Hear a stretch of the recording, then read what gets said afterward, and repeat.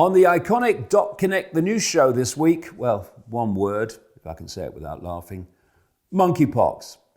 Plus, the background that's being ignored to the mass shootings in the United States, how the psychology, the psyche of the young is being systematically dismantled.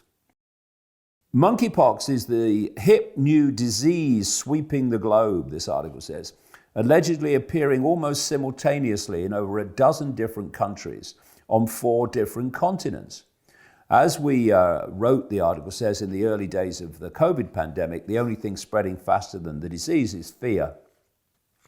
The media reported that the first UK case of monkeypox was on the 7th of May. Less than 2 weeks later, we're seeing some very familiar headlines. Just like that, Pandemic 2, monkeypox begins playing as all your favorite fear porn outlets. Sky News tells us that UK monkeypox cases have doubled from 10 to 20 at the time of the writing of this. The New Scientist has actually used the P word, asking, can monkeypox become a new pandemic?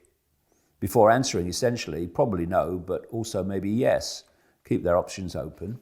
The Mirror has gone full paranoid already, headlining, Russia looked into using monkeypox as biological weapon. So there you go.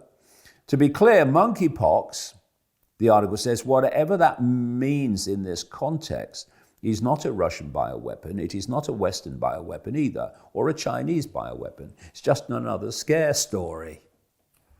And a rushed, half-hearted one at that. And what's great are all these memes flying around the internet, just absolutely taking the Michael out of it, making fun of it. The best way to dissolve this nonsense that we keep getting thrown at us is just to laugh. I mean, every time I see Bill Gates, I laugh. I do, I laugh.